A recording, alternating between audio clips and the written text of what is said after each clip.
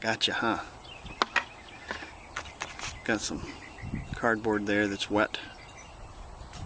Wetted the grass down so I could get electrocuted nicely.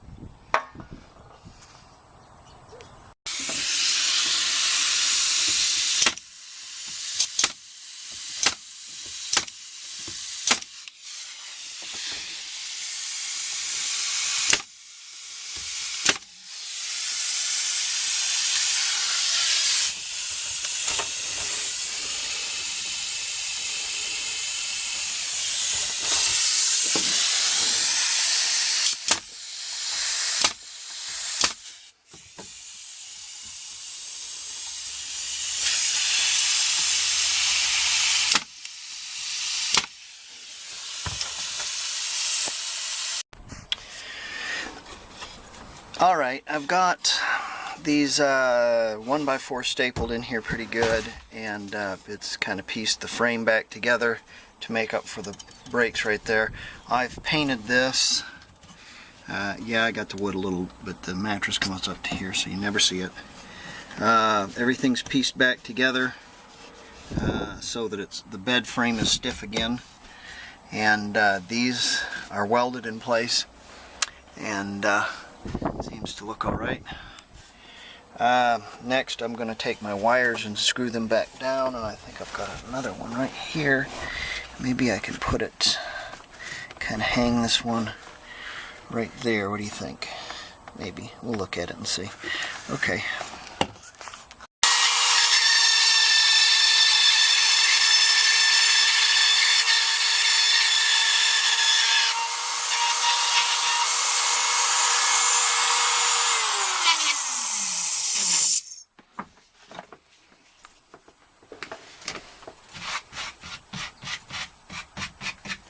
Excuse me for a minute.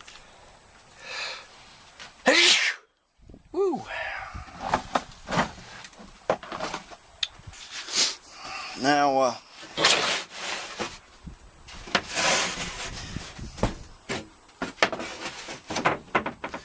this motorhome came with some flooring for the support for the bed that was made out of. I'll show you the stuff it was made of. Well, anyways, I got some 3/8 sheet, just pieced them together, stapled them together to give it a little bit more support. Here's the original stuff for the bed. Can you imagine? I think the mattress was part of the support. Ridiculous. So that's what they have to hold the mattress. It's just pathetic. So I've got some pieces of 3/8, and I went over the top of them. I had to notch those two out in the back. The Roto Zip is a real cool tool. If you don't have one, they work really nice. And I had to notch them out a little bit for those supports. Alright, let's get this rest of the bed frame in. That means something. So if you go to take this thing apart, there's 8 screws holding everything together, the tops, and they're circled. So you're not looking for screws like crazy. Okay, I changed it. 2 more is better. Now that I have this all screwed together, I can kind of get on it, and you can see how this would become a very solid foundation for an air conditioning unit. So I think we're pretty good. It's going to really hold it really well, and it's not going to put a lot of stress on this wall. Shouldn't, because it's above it. It does have a cushion on it, and that urethane is attached to that wood a little bit. It might shake a little bit, but it's not going to like it would if it was just on that sill. That would be incredibly terrible. Okay, let's go get the air conditioner and shove it up in there. Forgot something. I was going to put a couple of pads here using urethane. Now the rear two are going to be considerably higher than the front two because I want it to lean a little bit. And I'm going to need to let them set so that when I go to put the windshield or the air conditioner in, it doesn't stick to these pads of urethane, and I can actually get the thing out if I want to get it out, back out. Hang that there. No. You can wet your fingers and you can tap that down.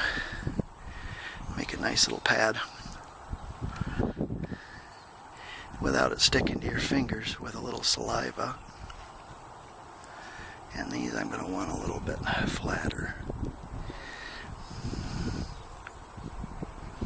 That way the air conditioner is not riding right on that metal.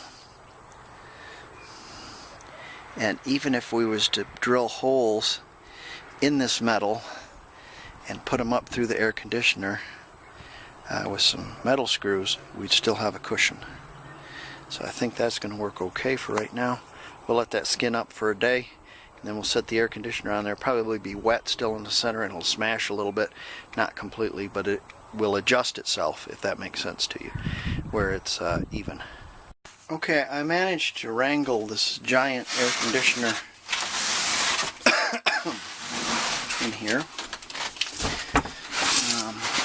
And anytime you take one of these air conditioners and you have to turn it sideways or upside down or something like that, what you want to do is, when you put it into position, you want to make sure it's right side up, of course. But the air conditioner has a gas pump. It doesn't have a fluid pump. So if you turn it sideways, you can get some of the oil in your pump, and it'll hydrolock your pump, and you'll be done. So make sure you leave your refrigerator or your air conditioner, if you have them sideways, a couple hours before you plug it in, because you don't want that pump trying to pump liquid, because it won't. It'll just bend the rod in the pump, and then you'll be done. Alright, we're going to try to wrangle that in that hole I got covered up with cardboard. I'm going to want to take these screws out and take this piece off. Probably one on the bottom so it fits flat. Maybe not this one, but the one on the bottom. You can see where most of the weight is going to go towards the back, because the compressor and the motor are at the back. So I'm thinking probably about where this line is where the separation of the wall is going to go. So probably these are going to have to come off. They won't look right. At the bottom for sure. Here's our urethane pads. And as you can see, they're still quite flexible. They haven't set up completely, so they'll push down quite a bit. These are almost set completely. Just been overnight. So, okay. If you go to your local steel shop, you can buy steel. This is 16 gauge, which is a 1/16 of an inch.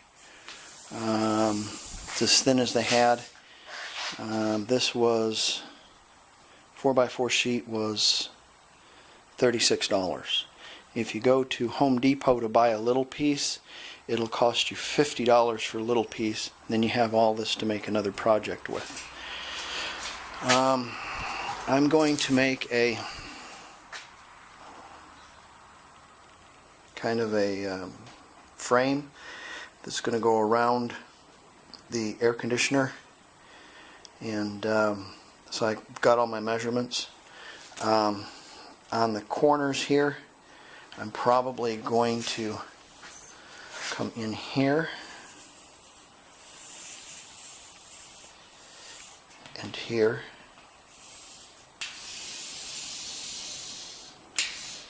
and here.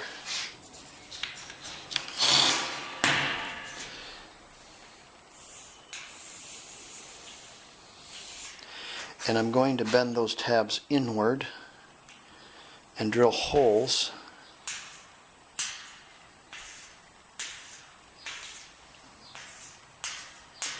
so between the frame I can get a metal screw in there and use my 90-degree drill deal and secure this. We'll have screws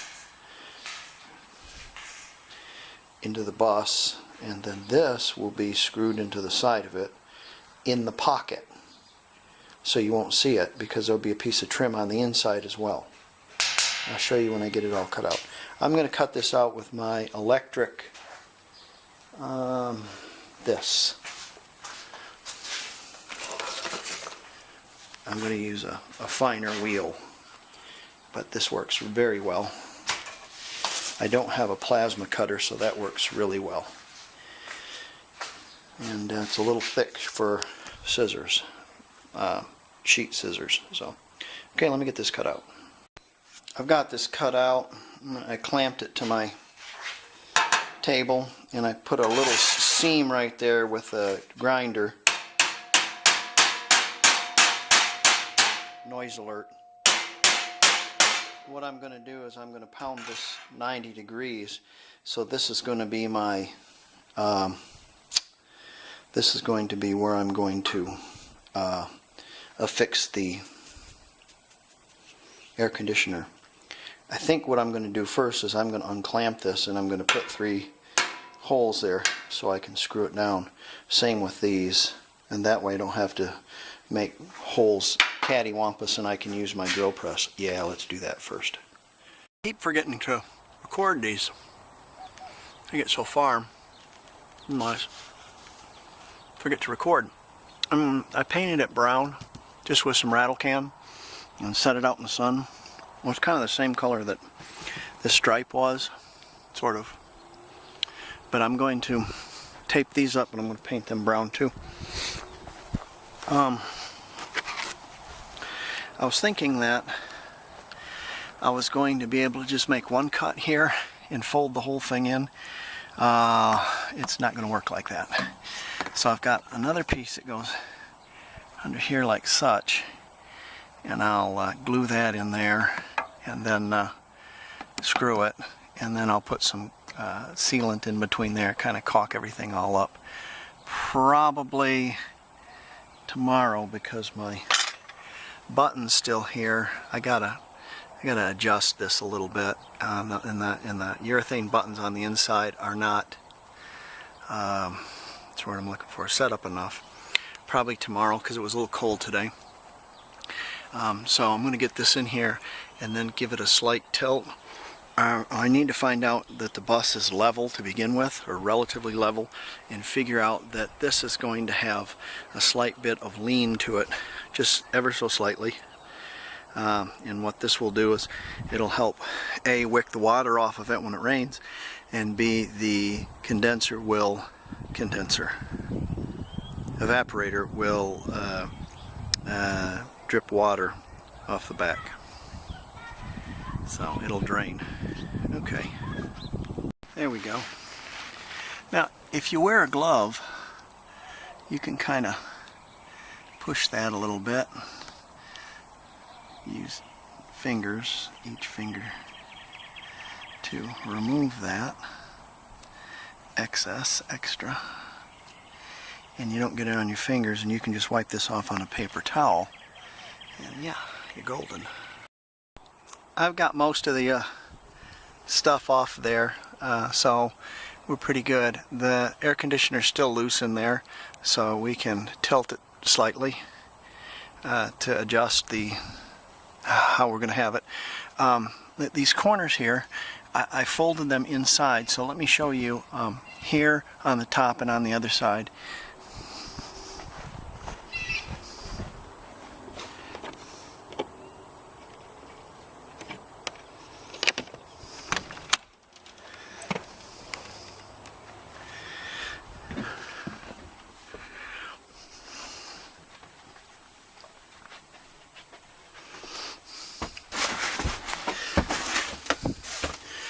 probably be hard to see, but it's folded in folded in here, and there's 3 holes, so I can take a metal screw and go here, here, and here. How am I going to go that way when there's, yeah, well, you could kind of go into the diagonal, but I have a 90-degree deal too that'll also work. So and the same with the top here I have that I can screw down in it, and you can see it's had sheet metal screws in it already for the like the little sliding deal, and inside it there's nothing that it's going to hit. We just want to make sure there's nothing that we're going to get into. Make sure we're not going to get into anything. It looks like it's just foam, so I think we're going to be okay by doing that. Alright. And of course we'll have a trim on the inside. Mainly I'm interested in getting this thing buttoned up right now because we have a front coming through and it's going to get wet. So I need at least buttoned up outside so there's no light coming through it, and it being able to drain that way.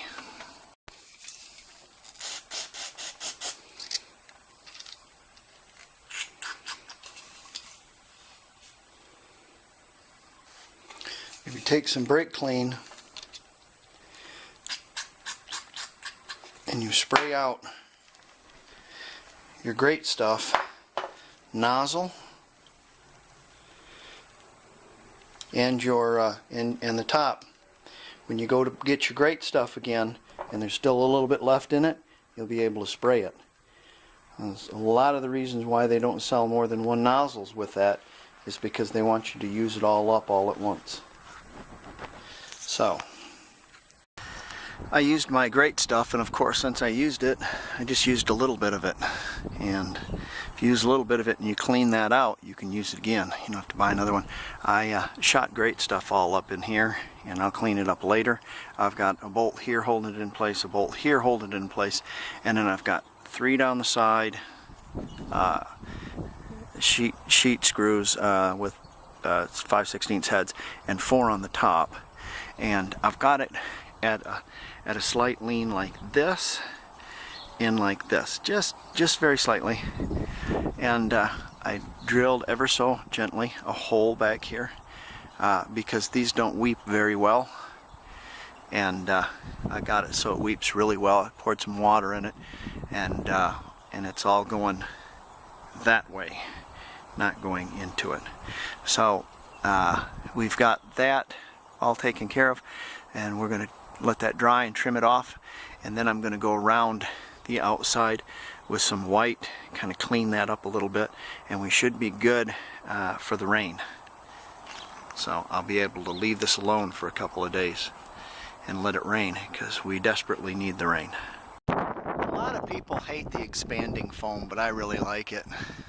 If you don't know it, just a couple hours it dries. And I'm going to do a little trim job on that, and then I'm going to run a nice neat bead of white caulk around it, trim it all out, make it look nice. Well, that's as far as I'm going to go. That's okay with me. We're all sealed up and got nice beads of sealant all down. I didn't smooth it out. That's just one. You know, you start at the top and you evenly squeeze, and then you draw it down.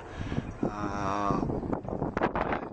know, I probably gunned about 3 million tubes of stuff in my life being a glass guy, so I'm pretty good at it. Anyways, I'm thinking that since the vents there are on the outside, everything is on the outside, I guess all that to the weather is just fine.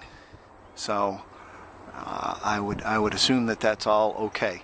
Probably what I'm going to do is get myself a big plastic bucket and cut it slantways so it'll slide over the top, or just put it on there just kind of at an angle and cut 2 slots in it so this holds it in place, and it keeps most of the water off of it. And of course the bucket will they have like a little lip, so you know the water's not going to pour into it, it's going to run off, and the little bit of water is going to run down since it's at an angle. Anyways, it'll keep the sun off of it. Sun is a very big detriment to anything you have here in Oklahoma. You just eat it right up out in the sun, and possibly protect it from hail, especially the condenser. The fins on the condenser get beat up really easy. So we just have to trim it up on the inside, and then we should be finished. Tonight, we're supposed to get a 100% chance of rain into tomorrow, and it's supposed to be soaking rain of up to 2 inches.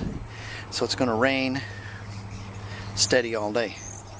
So if you look, I've got a couple of 2x4s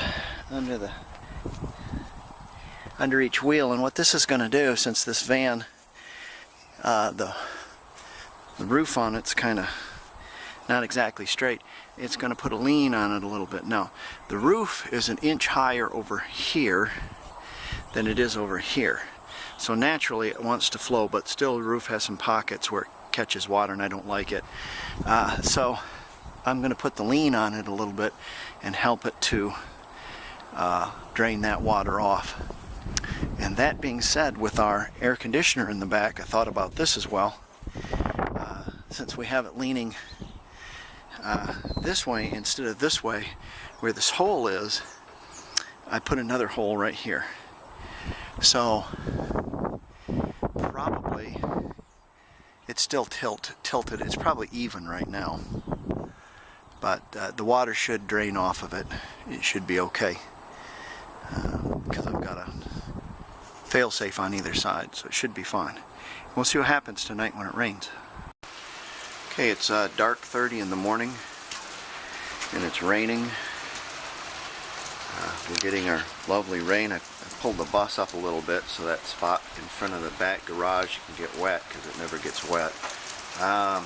We're going to check this inside and see if this is leaking or not, so give me a minute. Here we have no noticeable drips, so I think we'll be okay. Of course it's at an angle, so it's not going to leak. It should be alright. Things will be okay. Check the rest of the bus and see how it's doing for leaks. I don't think I've got any. Sealed up the roof pretty good last year. Anything collecting? Yeah, I think we're good. Yeah, I think that'll be fine. So it'll work. For your consideration on this video is my 1890 Winchester 22.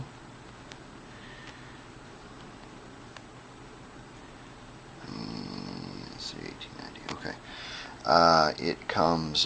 This particular gun comes with a tap right there for a peep sight. This particular stock, this serial number, you can't see the serial number. The first thing, let me tell you, this gun is quite a bastard. It has 3 different parts to it that are different. So it has 3 different serial numbers. It has a stock serial number that's different. It has a receiver serial number that is different, and it has a barrel serial number that's different. So somebody's really reworked this. These used to be gallery pumps, and originally they were chambered in. You know, they're rimfire cartridges. So before they come out with long rifle or short, as what we common know the 22 shells are, they had Winchester, long Winchester 22 or something like that, something wacky like that. And that's what it was originally chambered in. And originally it would have had a bull barrel or an octagon barrel. well, this has got the stock was manufactured in 1895. The serial number on the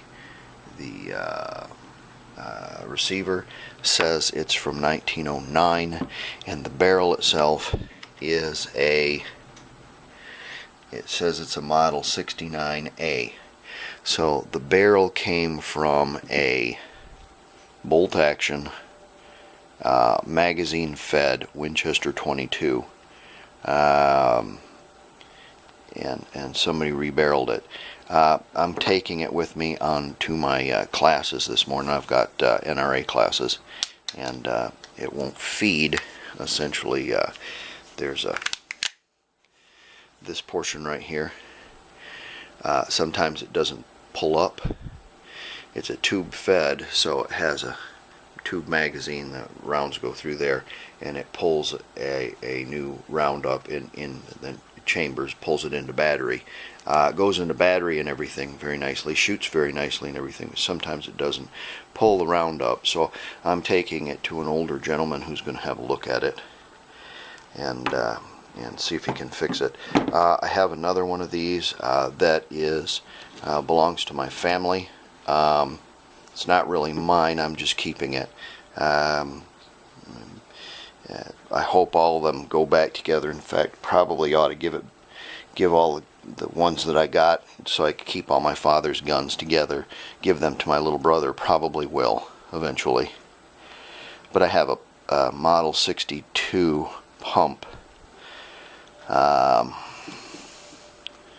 which is like this, only it was manufactured in 53, I believe, and it has a little bit bigger forearm and such. Anyways, that's the gun candy for this video.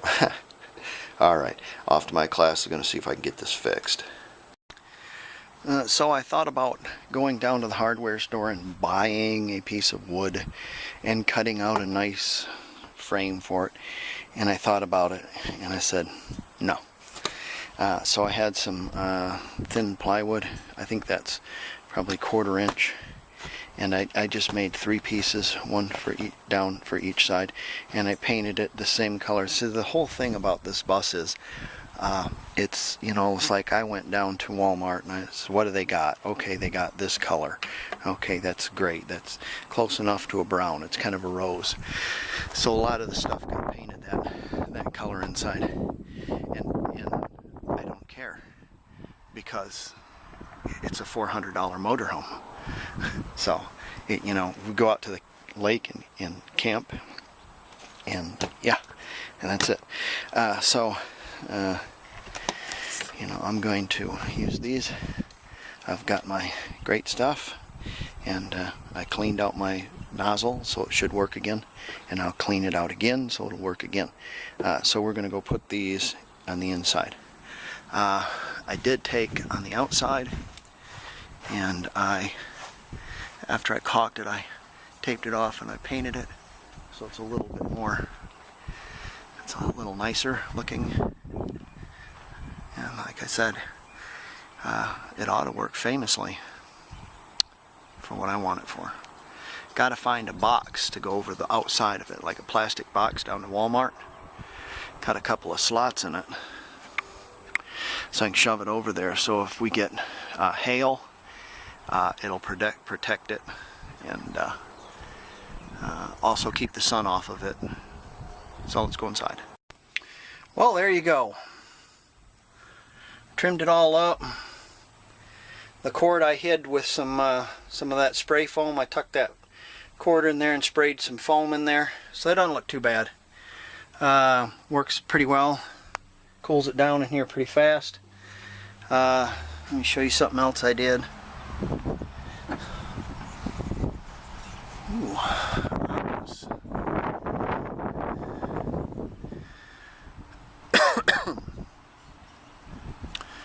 I put this plastic deal over it. If you look at it, it's in an angle. Water can't collect up here, it'll drain. I put 2 slots up in it here so this will hold on there, and we get any little hail or the sun, it won't beat it all up.